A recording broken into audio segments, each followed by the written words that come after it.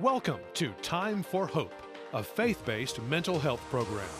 Join our host, certified clinical mental health counselor and Christian psychotherapist Dr. Freda Cruz, and her guests as they discuss real-life issues and offer expert clinical advice and solid biblical application for any and all life situations. Now here's the host of Time for Hope, Dr. Freda Cruz. Thanks for joining us for the second week with author and pastor Andy Thompson as my guest.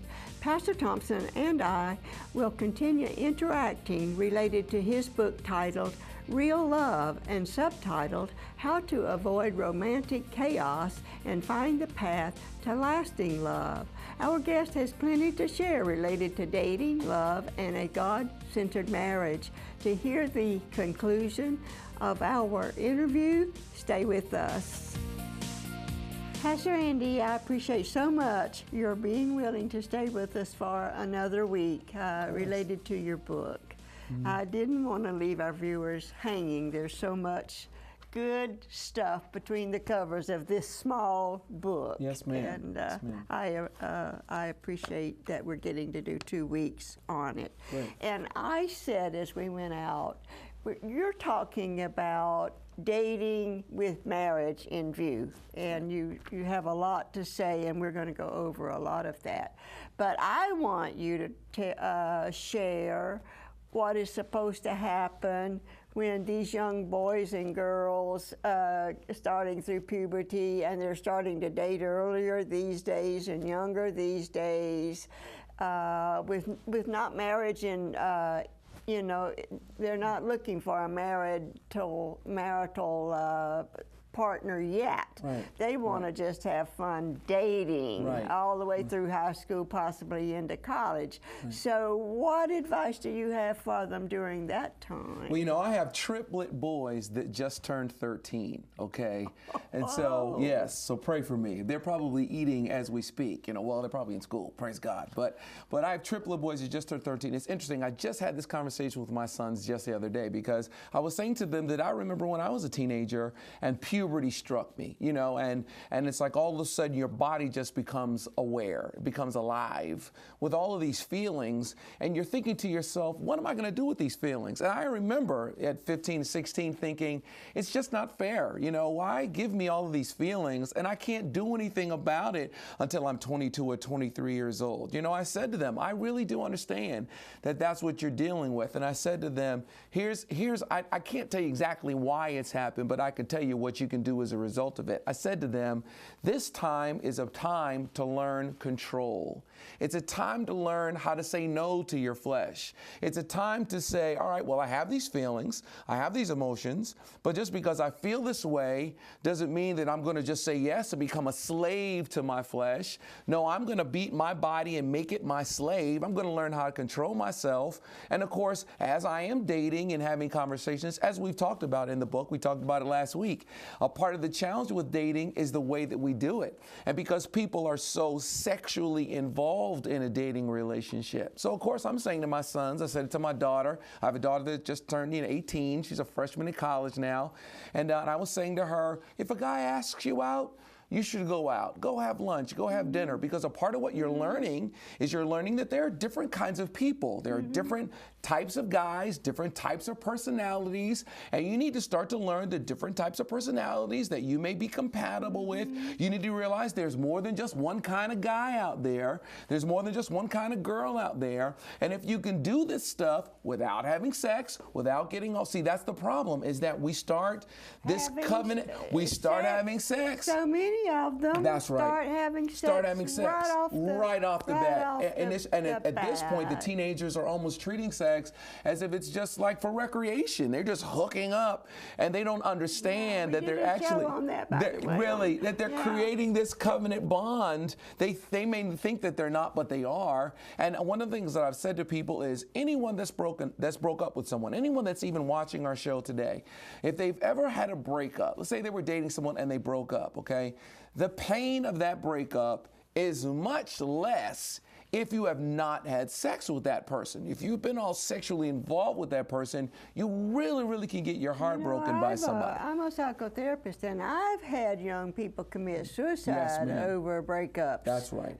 It can be that bad. Yeah, and a lot of times it's because that soul tie, you know, that sexual relationship, it takes it to another level. When you, last week, you know, we were talking about, you were saying to your grandson, hey, like him and leave him. You know, if you find something about the person, if you find out you're not compatible, if you find out that you're not in agreement. You know, last week we were talking about that acronym I gave: sex, money, intangibles, religion, kids, SMIRK. Yeah. You know, we talked about money. When we're talking about money, we're talking about career decisions. You know, so saying, what if you're talking to someone, what if you're dating someone and you find out that you need to talk about this? What happens if you're married and that person has a job opportunity in North Dakota? You know, I was talking to a couple, I was sitting counseling a couple, they were dating, and I asked her, what do you want to do? Like, what do you feel like you want to do with your life? And she said, I want to be an actress. That's what she said. And I said, oh, wow, that's great. You want to be an actress? That's wonderful. I said, so that means that you're either going to live in LA or you're going to live in New York. And she said, exactly. And so then I turned to him and I said, are you going to live in LA? He said, no, I'm never going to live in LA. I said, are you going to live in New York? He said, no, I don't ever want to live in New York. I said, well, then you two just found out that you shouldn't be together. Yeah. That you're not compatible. I used to have a test that I could give couples that were thinking about getting married called the Taylor-Johnson Temperament Analysis Test. Okay. And when it came back, it would show whether they were compatible and so on and so forth, and I would go over it with them. And sometimes they were, and sometimes the test would show they weren't. And I remember having a couple that took it to heart and saw the truth, and it came out, and they decided they were not to marry. This couple that I was talking to. They just called it off. This couple that I was talking to, same thing. They broke up after this meeting with me. They broke up, and he's married to someone else, you know, married and has some children, and she's married to someone. I mean, it's the thing. What we're talking about, whether it's this book or, you know, your program or the counseling that you give or the counsel that you can receive from a pastor, people are lacking. They're not getting this these days, these times. They're not getting good advice and counsel, and they're just doing what they think that they should do in a relationship. They figure, well, I'll just date somebody. And if you end up dating somebody for the wrong reasons, let's say, oh, I'm lonely, I'm bored, I just want to date someone, you run the risk of ending up in a long-term relationship with somebody that you're not compatible with. That you don't agree with. Not even in love with. Exactly. There is something to be said about love. That's right. And we need to zero in on that. Yep. But how many couples, though, if they're holding off on sex, finally marry just to have sex? That won't work No, either. That's true. That's exactly the truth. That won't hold a marriage together. That's true. But I've said to people, if you can be around someone every day for 90 days, and you're not having sex with them, if you see a person every day for 3 months straight, you're not having sex with them, but you see them every day, you spend time with them, and they never drive you crazy, you never want to go, if that happens, then you know you probably really do have something. Yeah, you better spend more time exactly, because they really may have something. Yeah. But a part of what happens is... But not too young. Right, not too young. No, exactly. Once you get in that marrying age. I did do a show with someone that had written a book and advocating getting married younger these days to hold off with some of these problems. And that's not a bad idea. Yeah, no doubt about it. Well, when you're younger, a part of the thing about being younger is you're more flexible when you're younger. You know, you're not quite as set in your ways. You grow up together, no doubt about it. You're not as hard set. You know, you're not as set in your ways. And when you're younger, you take risks a little bit more. So when you get older, you get more careful. You know, you get more, you know, this is a very serious decision I'm going to make, and it is a serious decision. But I agree with the idea that, you know, that people need to be serious at a younger age, serious about their relationship with the Lord, and then serious about a dating relationship. Let's look, or we're going to run out of time even with this second show if we're not careful. Let's look at what they should be looking for while they're dating someone when they do reach that point of thinking about marriage. Well, of course, first they should be looking for agreement. We've talked about that. We talked about that last week. We're talking about it again this week. You want to make sure that your agreement is strong, because the stronger it is in the beginning, the stronger it's going to be as you go down the line. We could use that word compatibility. No doubt about it. No doubt about it. No doubt about it. Are we compatible Right. in our relationship with the Lord, number one? Because we're warned in the scriptures, and you know that, that darkness and light don't have any fellowship. That's right. So if one's a Christian and the other one isn't, then they've already got a problem, right? And that's what I'm talking about when I talked about sex. I'm saying you need to be in agreement about sex, what you're going to do, what you're not going to do. If one person believes a normal, healthy sexual relationship is once a day, and the other person thinks it's once a month, that's a big divide. We can't pray that problem away. Money, how you spend your money, career decisions, intangibles, little things mean a lot. Religion, there are wars fought in this world over God, and so certainly we want to be in agreement about who God is and how we're going to worship Him and where we're going to worship. And then kids, how many children we're going to have, how we're going to raise our children. Many are deciding not to even have children. But if you want children and she doesn't, or if you want children and he doesn't, it's not going to work. It's not going to work. But there are people who just kind of say, well, they just gloss over it. We're together and love does not conquers all.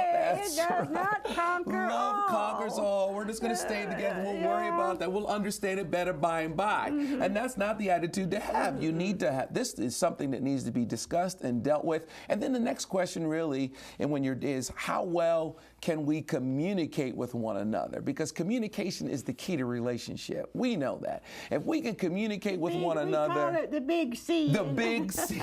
If we can communicate, there's not much that we can't get past. We really can. Because communication, because one of the other main ingredients in a long-lasting relationship is where agreement fails, understanding comes in. Where I may not agree, but at least I understand. I may not absolutely agree with your perspective, but if I understand where you're coming from and you understand where I'm coming from, then we may be able to really work this thing out. Compromise is a good. That's right. It's a good word. That's right. And also, there's another saying that we use that, and I've forgotten it right now, about choose your battles. That's right. Exactly. Choose your battles. That's right. They're going to be battles. Choose them.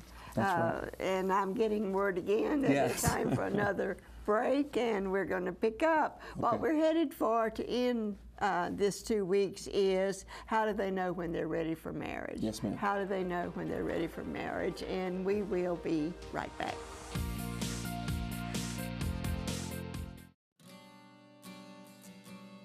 Committing to marriage should never be taken lightly. In reflecting back through my case files, I remember a male client who was seeking counsel with marital difficulties. During a session, he related that he knew as he was about to enter the church sanctuary to be married that he was making a terrible mistake. In fact, I have had more than one client over the years admit they knew after their engagement and planned wedding that they had made a bad decision, but did not have the nerve to back out of the relationship. Marriages that begin in this way are in trouble from the start. Dr. Neil Clark Warren, in his book, Date or Soulmate, writes an extremely high percentage of all marital failures are due to people refusing to terminate their relationship when they are still capable of making an objective decision. If they let themselves get bonded to each other over time, perhaps even for perfectly honorable but insufficient reasons, they will often not be able to recover their objectivity and make the hard decision that can save them from excruciating long-term pain. If you are single and become aware that the person you are dating, engaged to, or about to marry is not the person you want to spend the rest of your life with, my advice is to end the relationship. Walk away from it. As the song goes, breaking up is hard to do, but I add, when it appears inevitable that it will happen at some point, early is better than late. The flip side of this coin is that some persons either can't or won't commit to marriage, even if they believe that they have found the love of their life. The reasons are many. A commitment phobia can date back to abandonment or rejection early in life or in previous romantic relationships, creating an underlying distrust or fear of being wounded in the same way again. Selfishness and self-centeredness can steer some away from a marital commitment, and these traits are often associated with personality disorders. Commitment should involve seeking truth related to ourselves and our partner, and this will require asking the right questions and getting truthful answers. And the decision to marry or not to marry someone should never be made without seeking God's will with an open and surrendered heart.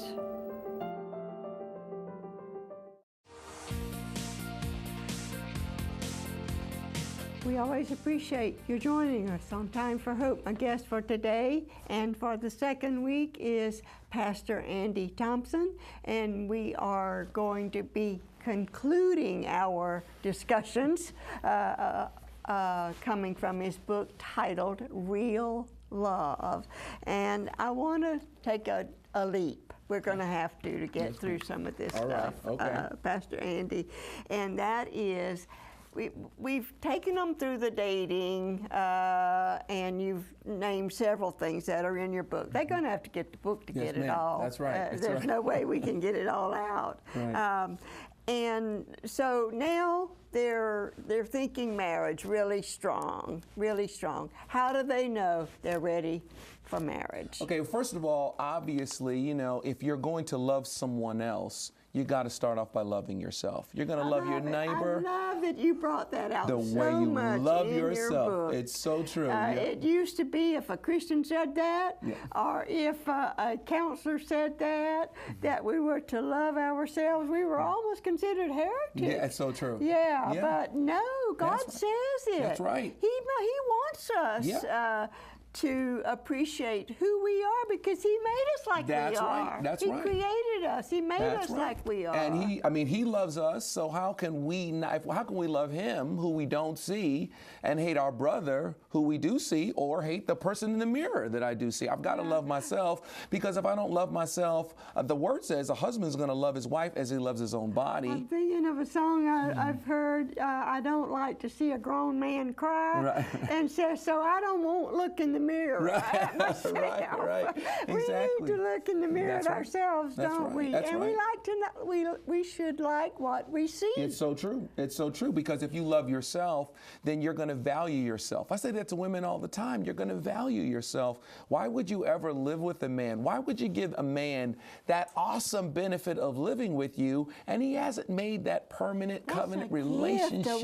It's a wonderful thing. Think about it. Just the life with you. Think about it. When God creates Adam, okay, He puts him in the garden. He calls it good. But then God looks at Adam and says, something is missing. What is missing from this guy's life? His other half. His other half puts him to sleep and creates a woman. Adam has everything. He has Eden. Woman, He says, whoa, man. Whoa, man. What a great thing. You're a bone of my bone, flesh of my flesh. And so what I'm saying is, if Adam had everything in the beginning and God called it good, and one thing was missing and God made a woman, then that means that a woman is a very valuable thing. And women have to see themselves as valuable.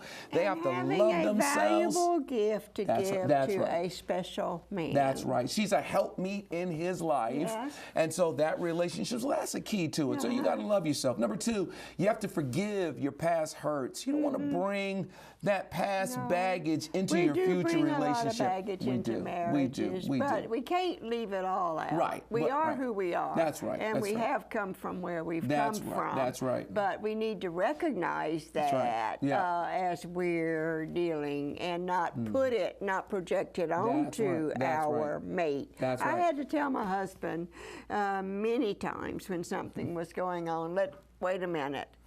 This is from another time and another place. I'm not your mother. Right, exactly. Okay? And it's why you have to forgive, because when you hold someone, you're staying where they are. You've got to let them go. And there's a lot of times that people have unforgiveness, and I know forgiveness is a tough issue. It's tough. It's a hard thing to do. But many of us are holding people, and they're not even thinking about us. They've forgotten all about us. So we've got to, number one, I got to love myself. Number two, I have to forgive the past hurts. I got to make sure that I'm really healthy. Number three, I know I'm ready for marriage. Physically, I got to be healthy physically as well, because emotionally, psychologically, we need to be as healthy as possible. Can be, that's right. Because and spiritually healthy. If I know that I'm going to get married, if I found someone and I know they're my life partner, I probably need to sit down with a counselor. You've just been told you have 6 months to live. That's not fair to anybody. No, exactly. No. But also, if I've got some real serious issue like anger management or things that I'm dealing with,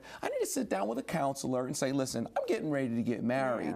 I want to get through this stuff so that I'm not bringing this stuff on my wife. I'm not bringing this stuff on my husband. I've got, some bad stuff happened to me in my past. I was molested or violated or hurt in some way. I need to deal with that, forgive, and let it go so that I can be as healthy as possible, because marriage is hard work. And it's not for lazy people. You don't need to take anything extra It's difficult enough with everything great. But it's going to take hard work. And so you need to be healthy physically and emotionally, because it's not for lazy people. It's not for selfish people. You got to love yourself, but you still can't be selfish. If you've got those things in place, then you're starting to say to yourself, okay, you know what?